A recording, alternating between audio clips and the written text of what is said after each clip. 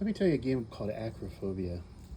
It was a word game that came out in the late 90s, about mid, came out from the company called Berserk Games, the same game that brought us You Don't Know Jack, which was a game that was a CD game that you loaded into a computer, and then it was a multiple choice type game that was a very witty, interactive type game that gave you the feeling that it actually was kind of a living type world.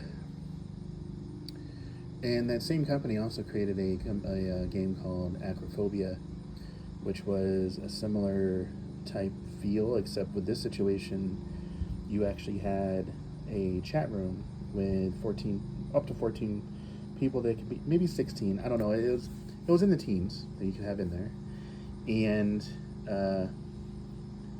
the whole concept was, number one, it was a chat room, and back then chat rooms were really an inclusive situation where everyone saw everything that everybody was doing, and you didn't necessarily just scream out, the thing that was the most outrageous, because that would get most engagement, because people would call you out and say you're a psycho.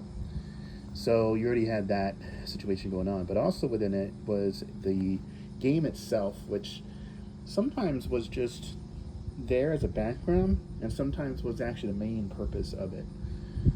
The game would give you 3 letters. We'll start out with 3 letters, and you'd have to create a phrase out of it, like an acronym. That's why it's called acrophobia. It had nothing to do with the heights. It had everything to do with acronyms and the fear of acronyms. So what happened was the game evolved into something that was a community, and a lot of us were in there to chat. A lot of us were in there to play the game. But also, the game also had its pitfalls, to where it still had that gaming feeling that gets people, a certain percentage of the population will just get sucked into it, spiral into it, and be stuck in that reality and can't get themselves out. And that happened to me back in 1997, 98. I failed pretty much all of my classes that I was taking in college. I was up till like 2 or 3 in the morning. My real life friendships kind of took a back seat, and I just did it. And I say it mostly as a cautionary tale, but also as the story has always been there. You just have to be aware that you're in the story.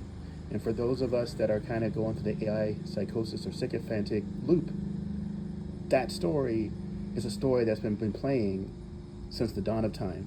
So be careful out there.